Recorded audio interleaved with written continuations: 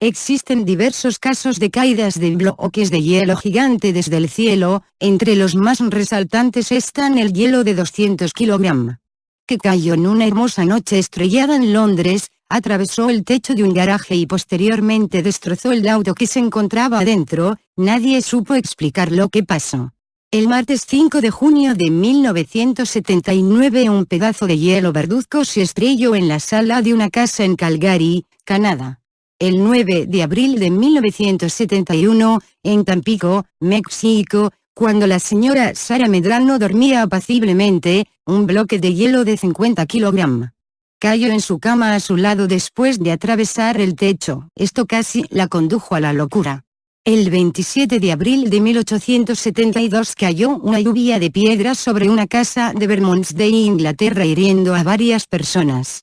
En 1921 se dio una rivalidad entre dos pueblos en diferentes continentes a causa de una lluvia de piedras, comenzando en Chico, California, donde no se pudo saber qué causaba tan extraño bombardeo. En una sesión se culpó del hecho a espíritus, mientras que en Nueva Escocia empezó a suceder lo mismo. Un niño dijo ver a los espíritus cuando lanzaban las piedras, otros dijeron que venían del planeta Marte, incluso se culpó a Satanás por la falta de fe de los pobladores. Siguió por varios meses, hasta que legó una carta al sheriff Bates firmada como el fantasma, agradeciendo la atención que le dieron en el pueblo pero que debía marcharse. Después de esto las lluvias cesaron. El 21 de octubre de 1638, una bola de fuego destrozó el muro de un campanario de una iglesia, hiriendo a 62 personas y matando a 4.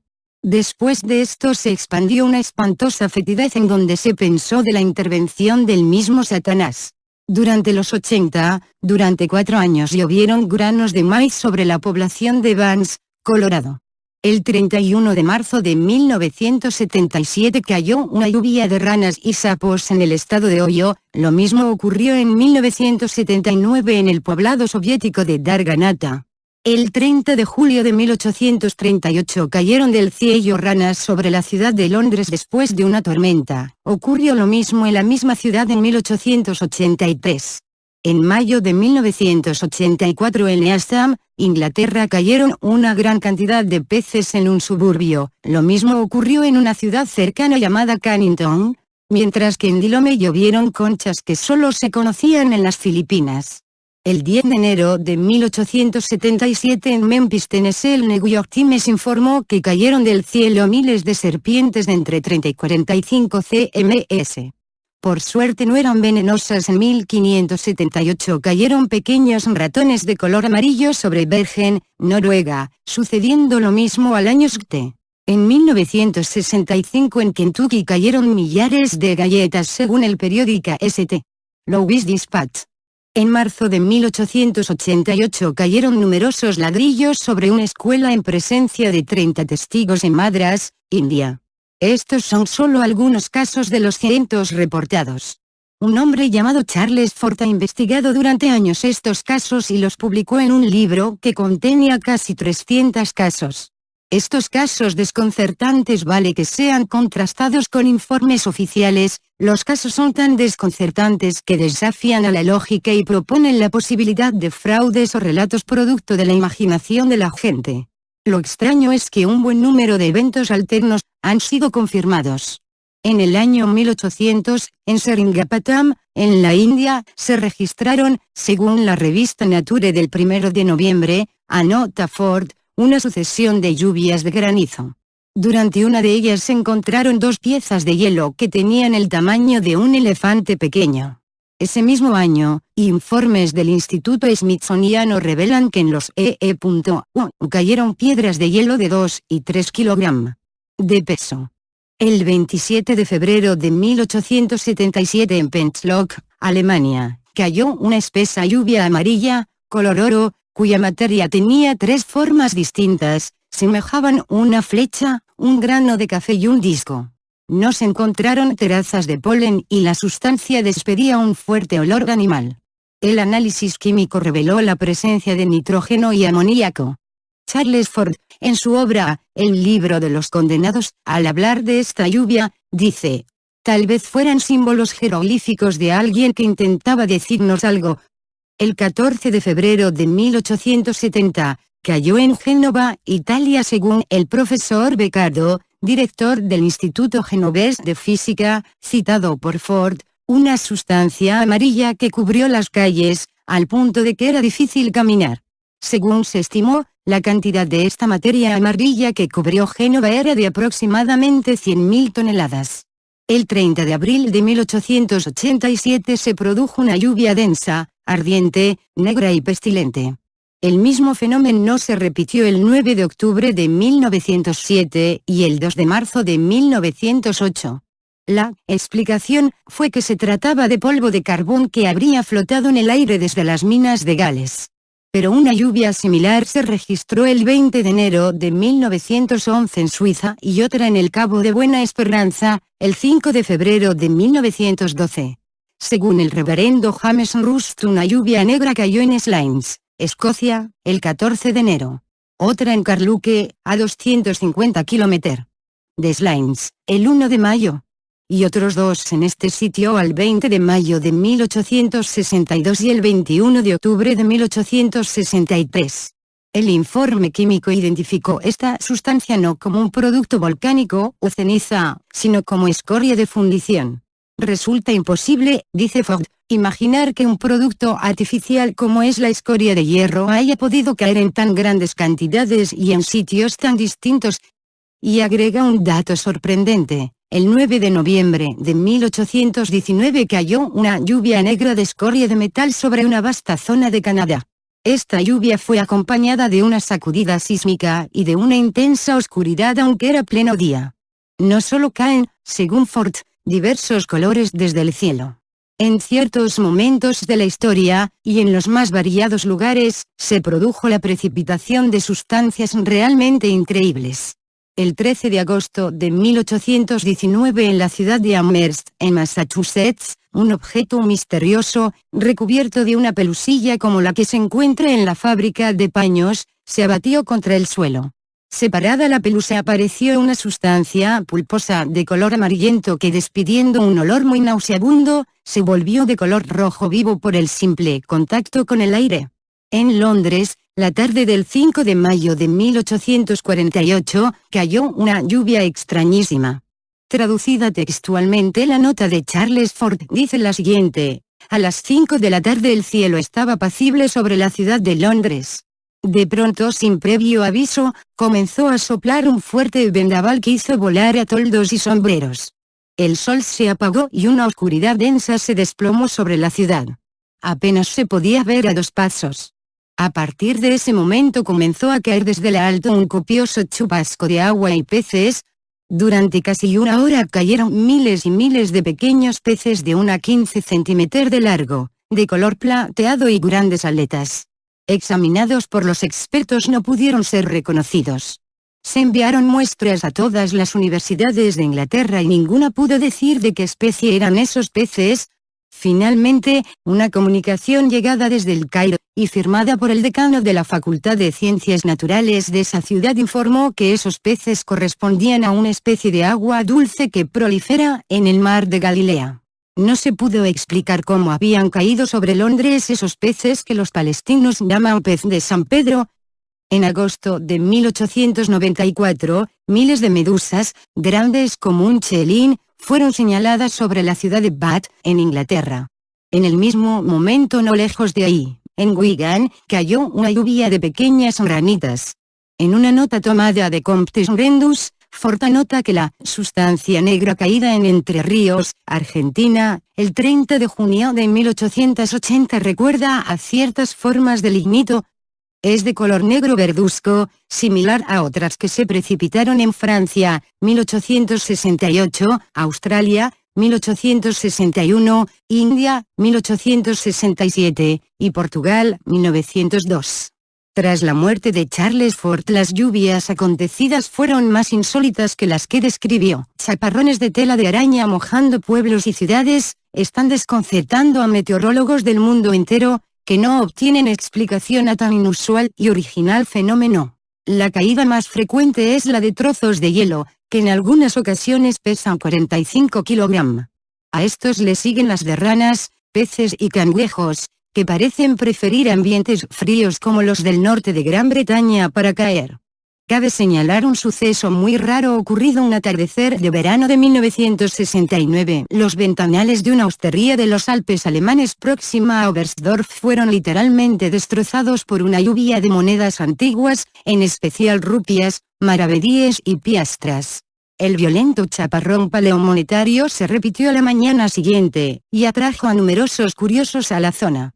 La policía destacó en el lugar a 4 patrulleros y una unidad de perros especializados que rastrearon la zona sin encontrar pista alguna sobre el extraño ataque. Los dueños del establecimiento declararon que durante las 2 precipitaciones de monedas se oyeron voces en lenguas extrañas, que algunos huéspedes interpretaron como griego antiguo y otros como sánscrito.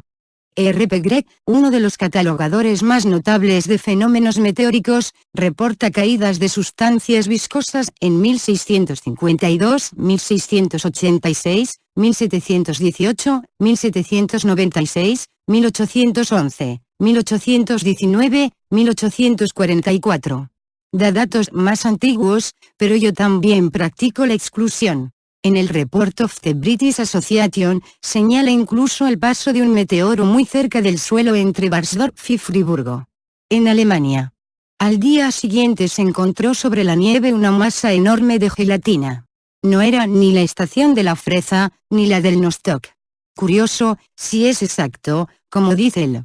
Pero relata, sin modificarla, la caída de un meteoro en Gotha, Alemania, el 6 de septiembre de 1835, dejando en el suelo una gran masa de gelatina, y aterrizando apenas a 1 metro de un observador.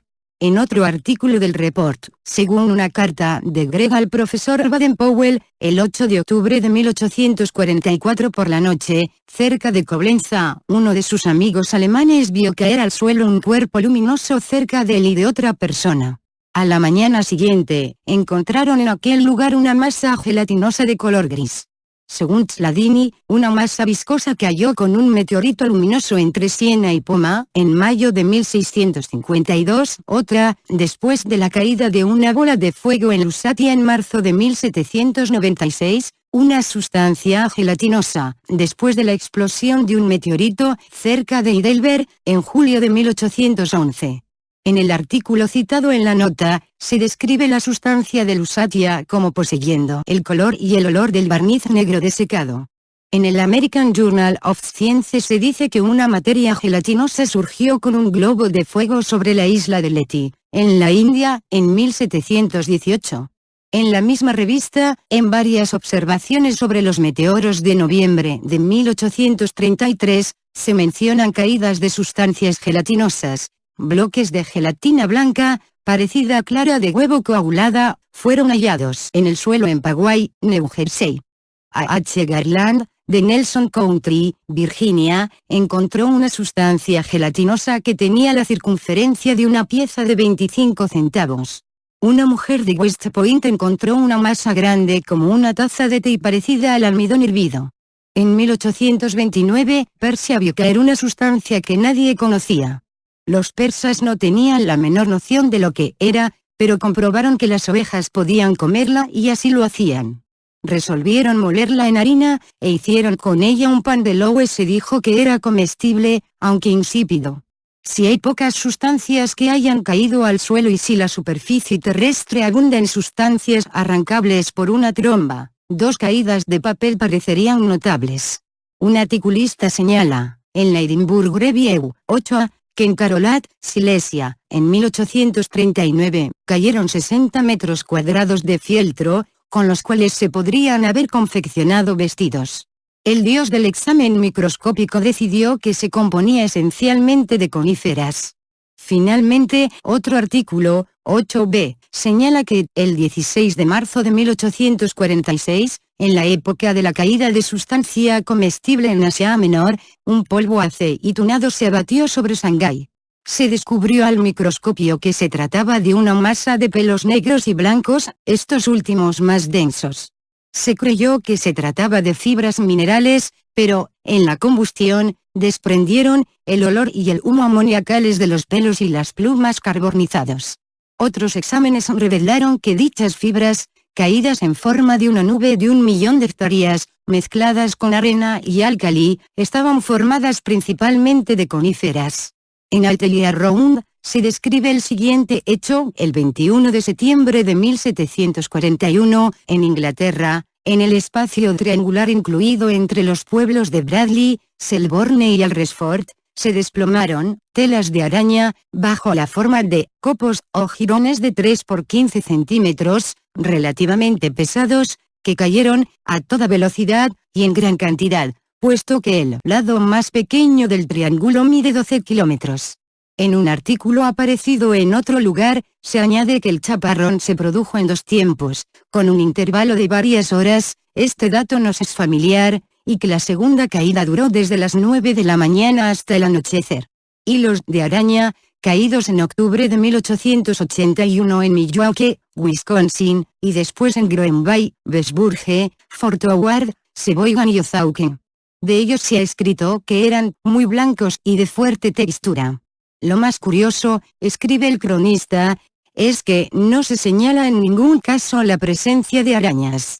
De donde surge nuestra tentativa de separar un posible producto exterior de su amalgama terrestre, y después nuestra alegría de prospectar cara al descubrimiento. El 21 de noviembre de 1898, numerosos bloques de sustancia, muy parecida a la tela de araña, cayeron en Montgomery, Alabama, en hilos y jirones de hasta 10 centímetros cuadrados. Según el observador, no se trataba de tela de araña, sino más bien de una especie de amianto fosforescente.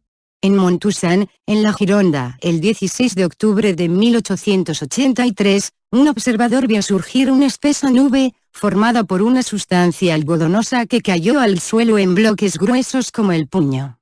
M. Tissandier, que informa de este testimonio, añade que dicha sustancia blanca y fibrosa parecía haber ardido. En marzo de 1832, una sustancia amarilla y combustible caía en Kobrianov, Rusia, sobre 140 a 150.000 hectáreas y con 10 centímetros de espesor.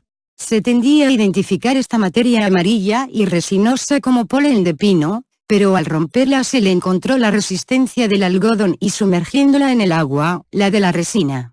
Una resina de cobrambarino elástica como el caucho y que olía como esencia de cera. En cuanto a las cantidades de sustancias vegetales, demasiado vastas para sugerir cargamentos perdidos, recordemos que en Perpignan, el 1 de mayo de 1883, y en varios puntos de la costa mediterránea, cayó, según el Intellectual Observer, una mezcla de arena fina y de harina roja, y que en Siena, Italia, en mayo de 1830, cayó una materia vegetal roja. Alguien debería registrar todos los fenómenos de caída localizados en Siena, son incalculables. Finalmente, el 16 de febrero de 1901, en Paw Paw, Michigan, la Monthly Weather Review cita que, durante un día de calma chicha en que se vio inmovilizarse incluso a los molinos de viento, cayó un polvo amarronado de materia vegetal. Chemical News, donde el Dr. A.T. Machatie, FGS, escribe que en London, Ontario, el 24 de febrero de 1868, en medio de una violenta tormenta, cayó una sustancia de color oscuro, en cantidad estimada en 500 toneladas y sobre una extensión de unos 100 por 20 kilómetros. Fue examinada al microscopio por el Dr. Machatie, quien estableció que se trataba de sustancia vegetal, en avanzado estado de descomposición. La sustancia fue examinada también por el Dr. James Adams, de Glasgow, que expresó su opinión de que se trataba de restos de cereales. El Dr. Machatie señaló que el suelo de aquella región del Canadá había permanecido helado por varios meses antes de la caída, lo cual hacía suponer que el origen de la sustancia fuera remoto. El Dr. Machatie creía que su origen se hallaba en el sur. No obstante, dijo, todo esto es mera conjetura. Amer. Journal of Science, el 24 de marzo de 1840, durante una violenta tempestad, cayó una respetable cantidad de cereales en Raikit, en la India. La caída fue informada por el coronel Sykes, de la Asociación Británica. Los nativos se mostraron muy excitados, ya que se trataba de un cereal desconocido para ellos. Usualmente, tales hechos y sus pruebas son llevadas inmediatamente a un científico, que suele conocer las cosas mucho mejor que los nativos. Sin embargo, en esta ocasión no ocurrió así. El cereal fue sometido a algunos botánicos que no lo reconocieron inmediatamente, sino que nombraron varias especies, distintas de unos a otros. Otro dato, el extraordinario año de 1883. Según una traducción de un periódico turco, publicada por el London Times, cayeron en Scutari, en Turquía, el 2 de diciembre, copos o partículas de una sustancia blanca como nieve, pero de sabor salado y soluble en el agua.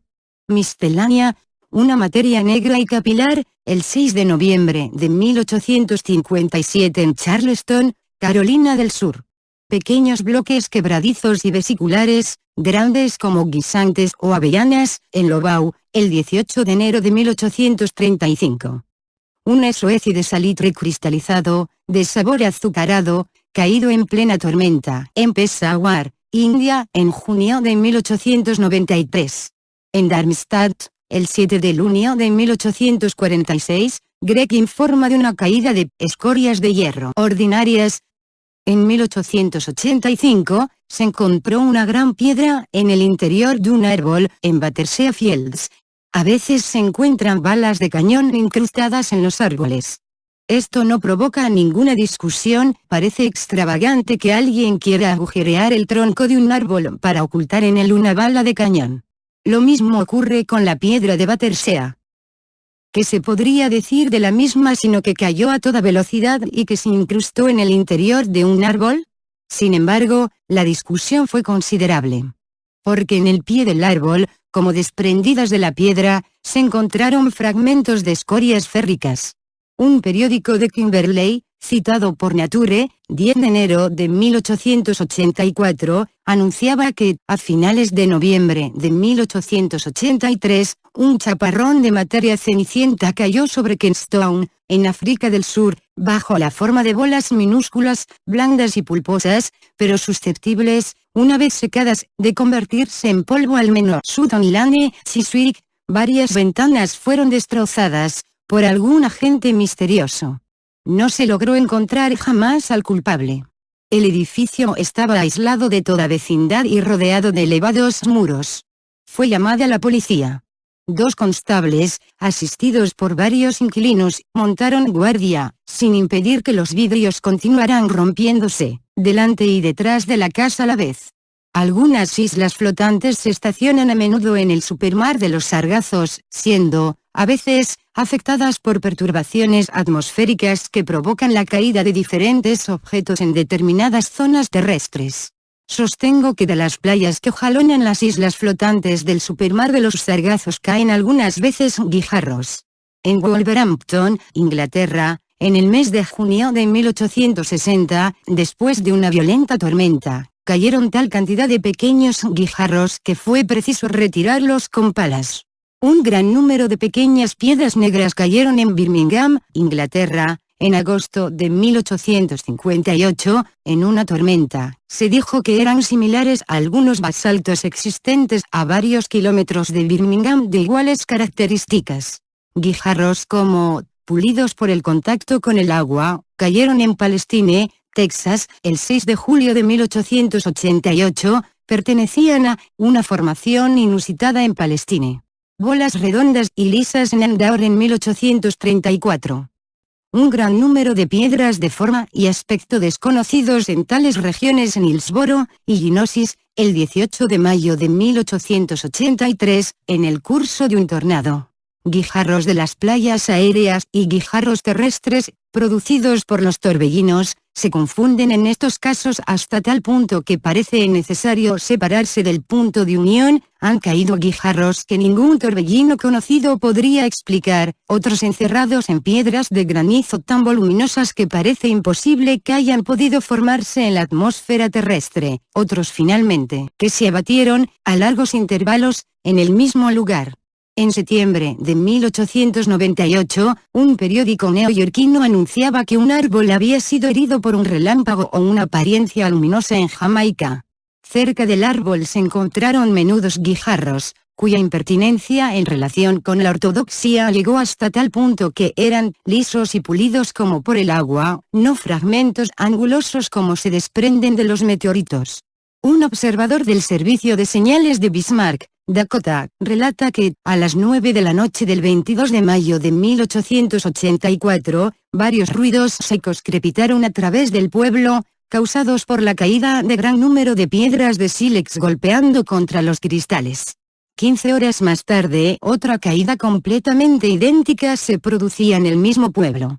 He aquí un suceso realmente singular del cual nadie ha sabido dar una explicación satisfactoria, a pesar de que los hombres de ciencia lo han intentado a toda costa.